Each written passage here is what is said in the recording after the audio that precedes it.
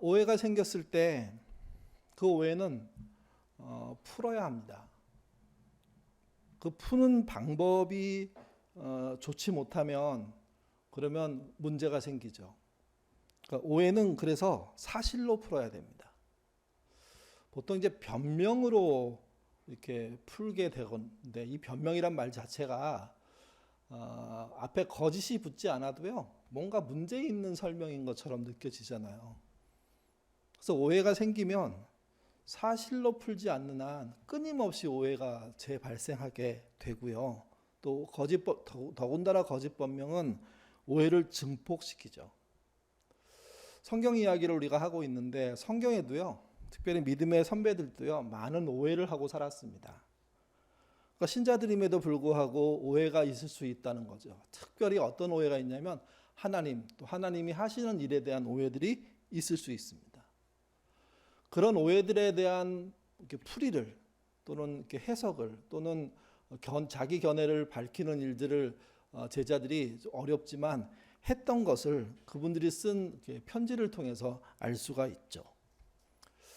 베드로가 사역할 때는 이런 오해가 있었던 것 같아요. 물론 베드로 때만이 아니라 그 시대 대부분의 신자들이 갖고 있는 오해인데요. 그게 뭐냐면 하나님은 약속을 더디 이루시는 분이라는 겁니다. 이 오해, 하나님은 약속은 하시지만 언제 이루어질지 몰라. 만약에 그렇게 신자가 믿는다면 하나님께 기대하는 바가 훨씬 줄어들겠죠. 하나님이 약속하지만 약속이 너무 늦어지면 필요 없게 되지 않나 하면서 신뢰까지도 무너질 수가 있습니다.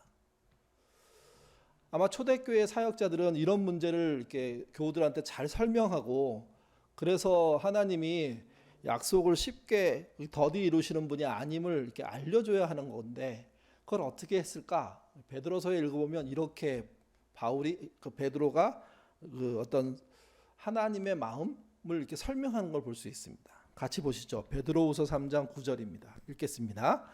주의 약속은 어떤 이들이 더디다고 생각하는 것 같이 더딘 것이 아니라 오직 주께서는 너희를 대하여 오래 참으사 아무도 멸망하지 아니하고 다 회개하기에 이르기를 원하시느니라. 베드로가 이 말을 정확하게 계시로 받아갖고 적은 것 같지는 않습니다. 베드로가 구약의 역사든 예수님의 사역이든 특별히 십자가 사건이든 이런 사건들을 살펴봤을 때 왜 하나님은 약속을 늦게 이루실까? 오래 기다리게 하실까? 라는 고민을 그도 했던 거죠. 그리고 얻은 결론이 베드로가 표현하는 그 말입니다. 사람들은 더디다고 말하는데 더딜 만한 이유가 있다는 거예요. 그 더딜 만한 이유가 뭡니까? 아무도 멸망하지 않게 하기 위해서, 가능한 한 모두가 회개하게 하기 위해서 하나님이 오래 참으신다는 거죠. 이게 실력이 없어서 더딘 게 아니라는 겁니다. 약속을 지킬 수 없어서 더딘 게 아니라는 겁니다. 하나님은 오래 참고 계시는 거라는 거예요. 근데 그의 목표, 그분의 정말 이루고 싶은 일은 아무도 멸망하지 않기를 원하시는 겁니다. 모두가 회개하기를 원하시는 겁니다. 물론 이렇게 말하면 되는지 모르겠지만 하나님의 이 소망은 이루어지지 않을 것 같아요. 왜 그러냐면 끝까지 안 돌아오는 사람들이 있을 수밖에 없을 것 같고요. 오히려 하나님을 욕하고 믿는 자를 박해하는 사람들이 더 많은 걸 보면 하나님의 뜻은 이루어지지 않지만 잊지 말아야 될 건 하나님은 그런 상태에서도 단 한 명이라도 더 구원하기 위해서 시간을 더 연장하고 있다는 거죠. 공간을 더 열어놓고 있다는 거죠. 이게 주의 약속이란 말은요, 하나님의 심판 이렇게 번역해도 괜찮습니다. 그러니까 죄가 범람하고 신자들이 핍박받는 세상에서 신자들의 입장에서는 하나님의 심판이 신속하게 이루어지기를 기대하는데 너무나 당연한 건데 하나님은 늦추실 수밖에 없다는 겁니다. 한 명이라도 더 구원하는 게 목적이기 때문에. 그래서 베드로는 하나님 편에서 설명하는 겁니다. 주의 약속이 더디다고 믿는 분들이 그렇게 생각하지 말고 하나님이 한 명이라도 더 구원하기 위해서 애쓰시고 계시다는 사실을 확신하라고, 믿으라고. 그러면 상황과 이해가 달라질 거라고. 항상 하나님에 대한 일에 대한 그 신자들의 설명, 또 뭐 오늘 본문에서는 제자들 또는 사도들의 설명들을 이렇게 들어보면 그들의 경험을 통한 결과를 말해주는 거죠. 또 그들이 알고 있는 구약 이야기에 통한 결과들을 말하는 겁니다. 그래서 여러분 좀 더디가는 것을 느껴지고 약속이 이루어지지 않고 심판이 늦어진다고 생각하는 마음이 들 때 우리는 베드로의 말을 잊지 않았으면 좋겠습니다. 한 명이라도 더 구원하고 싶어하는 하나님의 오래 참으심이 있었기에 이런 일이 가능하다는 겁니다. 저희 어렸을 때 교회의 목사님이 우리나라가 그 남북으로 갈라져 있잖아요. 그리고 그 가운데 DMZ, 그러니까 38선이 있습니다. 그 목사님이 그렇게 말씀하셨어요. 또 그 목사님만이 아니라 다른 분도 그렇게 말씀하셨는데, 상황적으로 보면 전쟁이 일어나도 몇 번 더 일어났을 것 같은데 왜 안 일어났을까? 왜 38선이 무너지지 않았을까? 그럴 때 그분이 그렇게 얘기했어요. 그 38선을 위해서 기도하는 사람들이 있다는 거죠. 전쟁이 나지 않도록.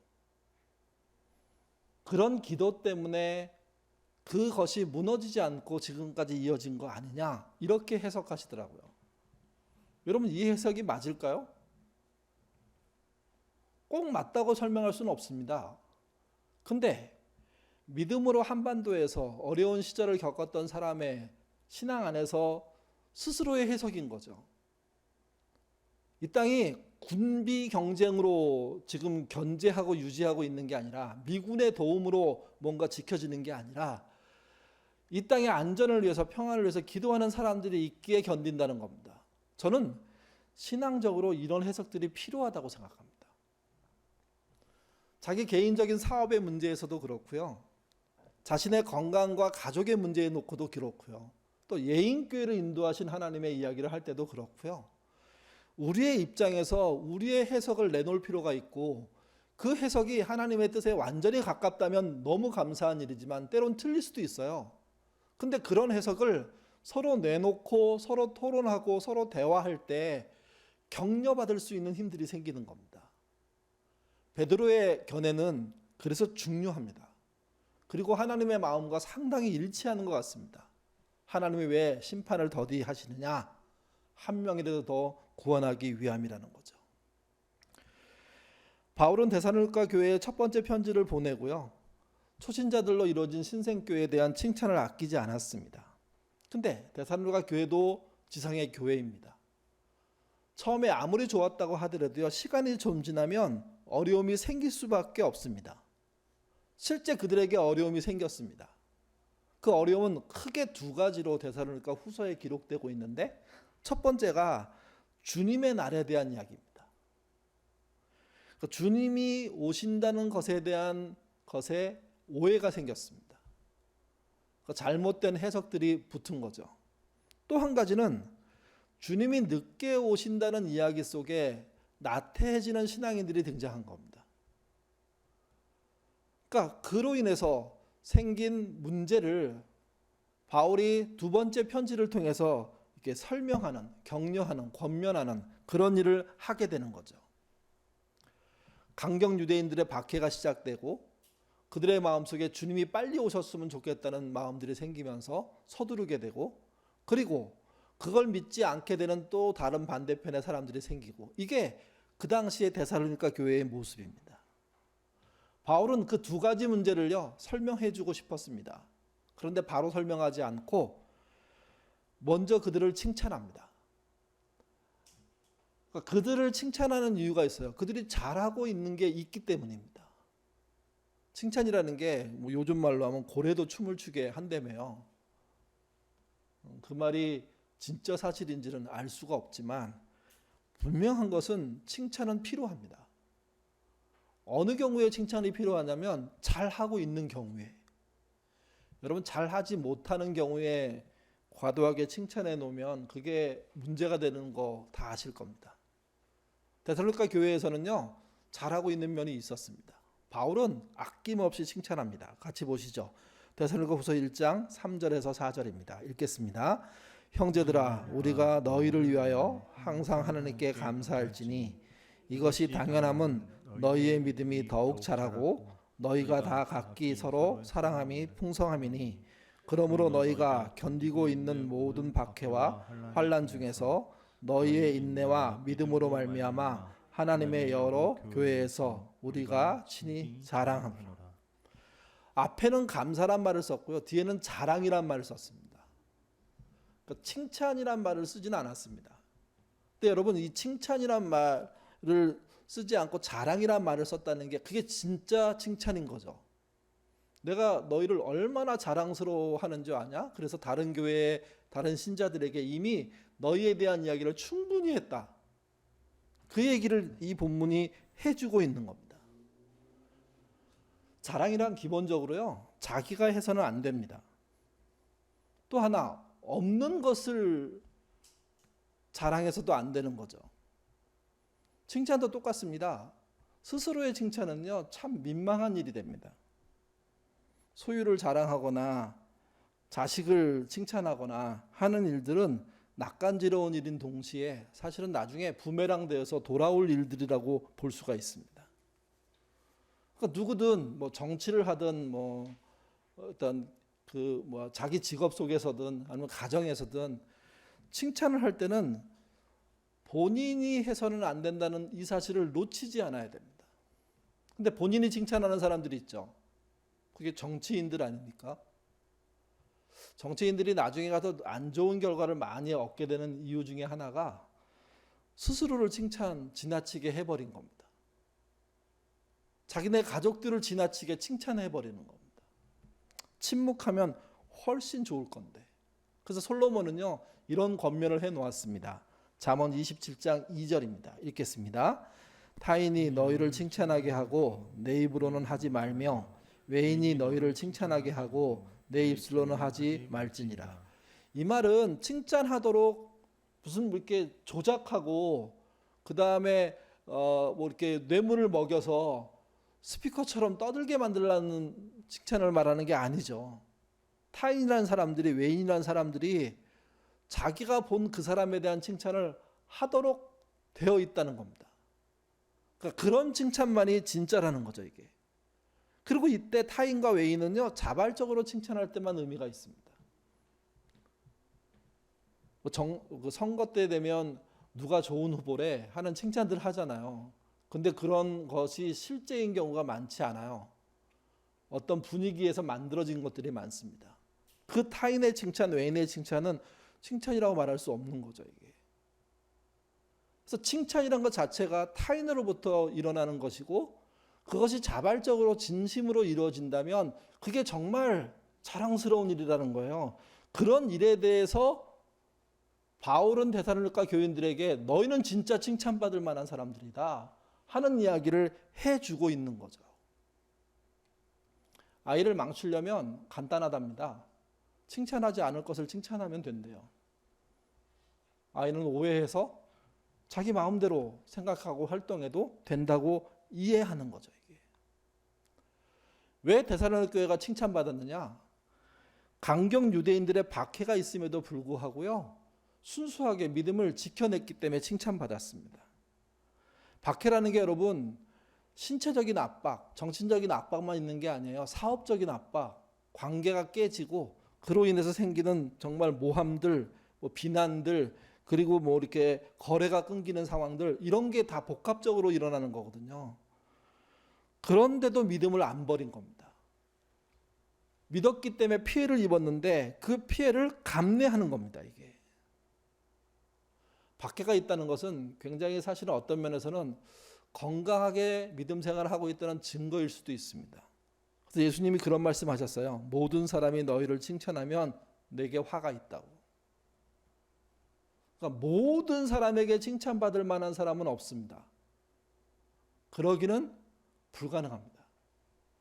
그래서 박해를 받는 사람들이 있지 않을 게 있어요. 믿음 생활을 했더니 어려움이 생겼다. 이것은 실제 우리의 받을 칭찬이 세상에서 모든 사람에 의해서 받을 칭찬하고 이퀄 관계는 아니라는 겁니다. 누군가는 우리를 박해하지만 그럼에도 불구하고 견딘다면 그건 칭찬받을 만한 일인 겁니다. 여러분 주변에 믿음으로 살기 위해서 노력하면서 어려움 당하는 사람들이 있습니까? 적극적으로 칭찬해 주셔야 돼요. 격려해 주셔야 돼요. 그들이 믿음 안에서 더 견딜 수 있도록 무언가 배경이 되어 주셔야 돼요.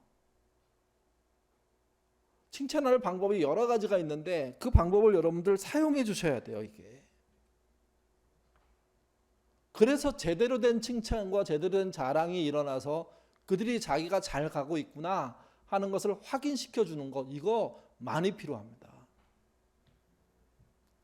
요즘 사업적으로 어려운 분들 참 많거든요. 경제적으로 곤란한 분들 엄청 많거든요. 그러니까 여러 생각이 드는 거예요. 그 중에 하나가 뭐냐면 하나님이 나를 돕지 않나? 왜 안 도와? 왜 하나님의 응답이 없어? 하는 고민들이 있어요. 그것을 견디게 하는 게 어떤 일이냐? 하나님의 직접적인 응답이지만 동시에 믿는 사람들이 그들을 견딜 수 있게 해주는 거예요. 격려해 주는 거예요. 잘하는 것을 칭찬해 주는 거예요. 그 칭찬이 그들을 세임 얻게 하거든요, 이게. 또 하나는 위로입니다.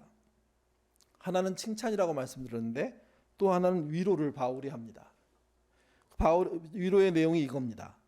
위로가 좀 잘못되면 뭐라 그러나 연민의 정을 느끼게 하고 되게 쓸쓸하게 만들 수 있는데요. 바울의 위로는 명확합니다. 6절에서 9절 말씀 같이 읽겠습니다. 너희로 환난을 받게 하는 자들에게는 환난으로 갚으시고 환난을 받는 너희에게는 우리와 함께 안식으로 갚으실 것이 하나님의 공이시니 주 예수께서 자기의 능력의 천사들과 함께 하늘로부터 불꽃 가운데서 나타나실 때에 하나님을 모르는 자들과 우리 주 예수의 복음을 복종하지 않는 자들에게 형벌을 내리시리니 이런 자들은 주의 얼굴과 그의 힘의 영광을 떠나 영원히 멸망의 형벌을 받으리라. 신앙적인 구체적인 위로의 핵심은 그겁니다. 그분이 오셔서 박해받고 있는 믿는 자들을 구출해내실 거라는 거예요.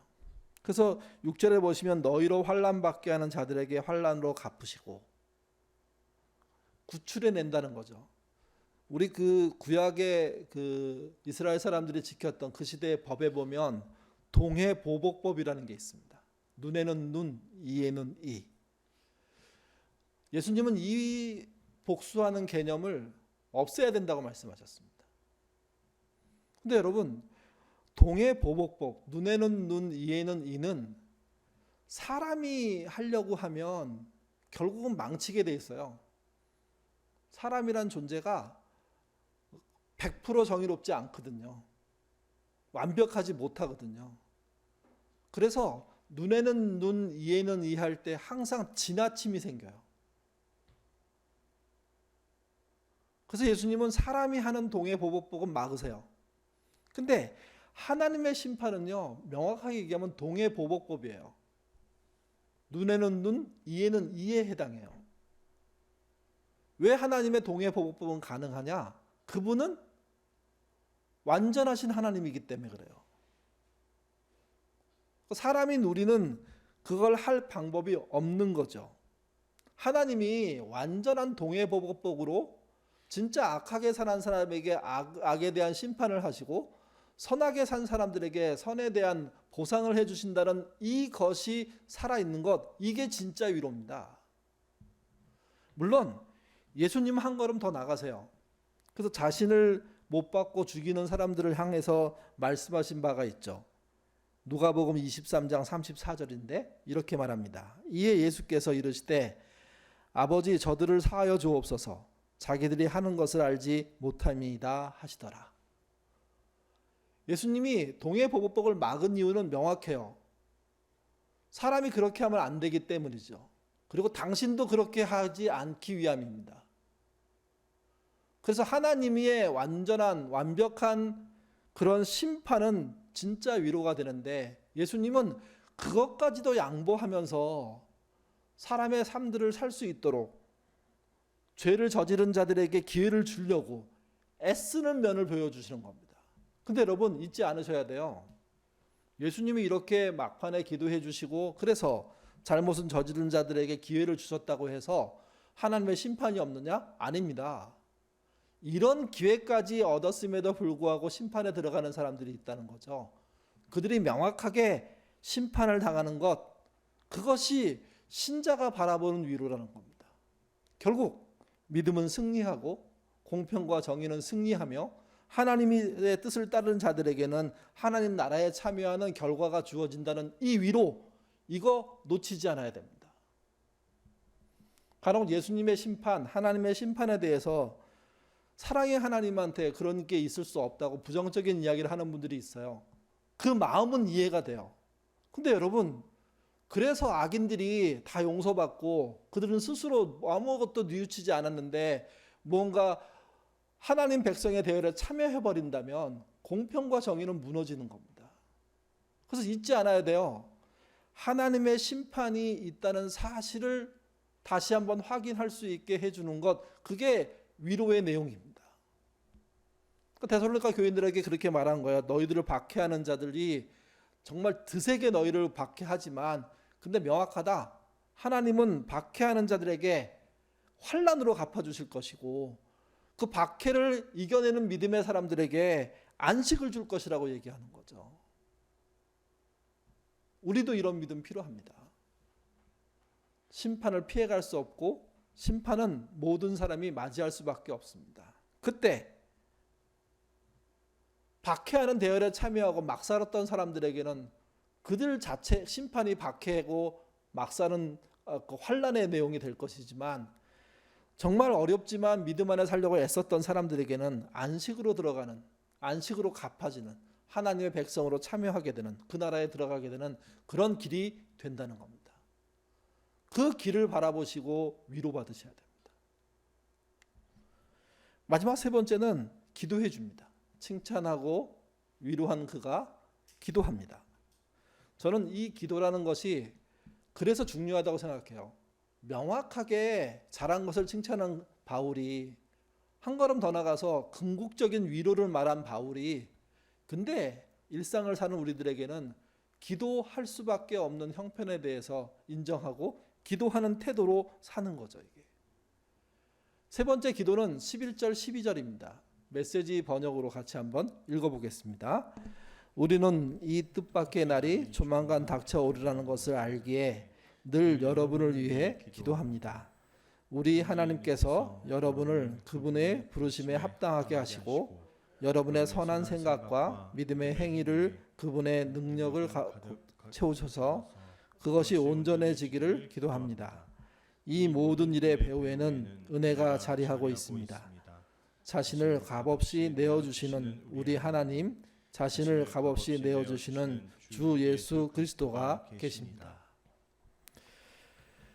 그 11절에 보시면 이 뜻밖의 날, 이게 재림의 시간인데 조만간 닥쳐오리라고 우리는 확신한다. 바울은 그렇게 말합니다. 그 당시 사람들은 그렇게 믿었던 것 같습니다.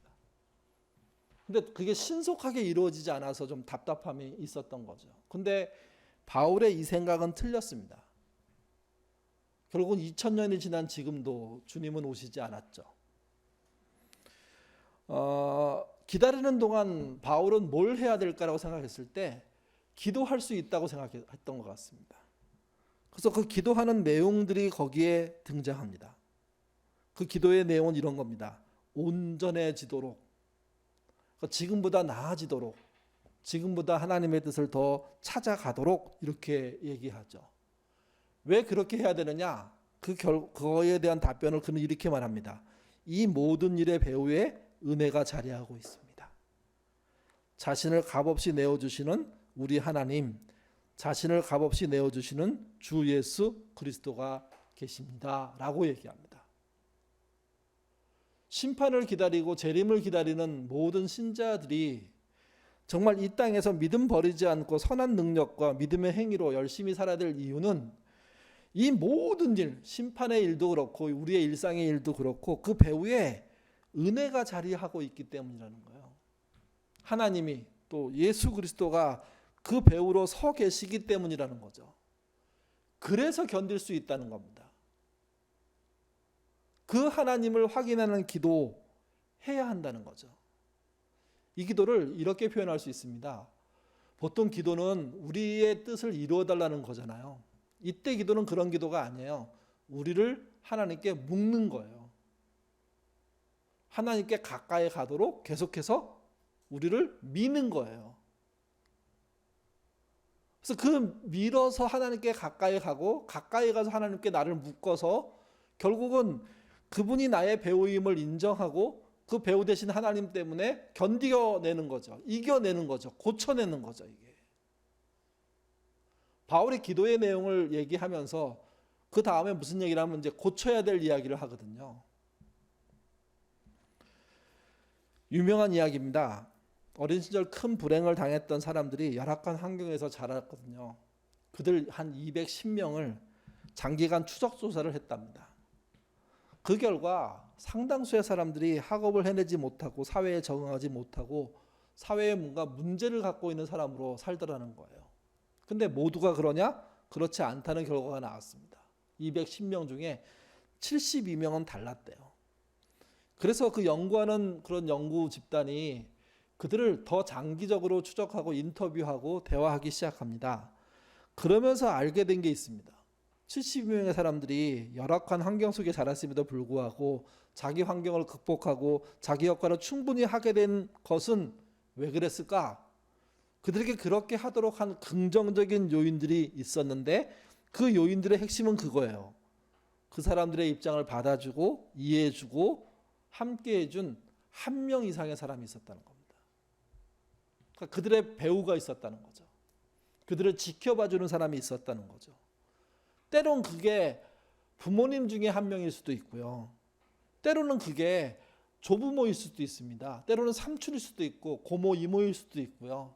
때로는 학교 선생님일 수도 있고 때로는 친구일 수도 있는데 어쨌든 210명의 불행한 일생을 살 수밖에 없는 사람 중에 72명이 다르게 살았는데 그 다르게 산 가장 큰 이유가 자기를 믿어주고 자기를 지켜주고 자기와 함께 해주려는 한 사람이 존재했다는 거죠.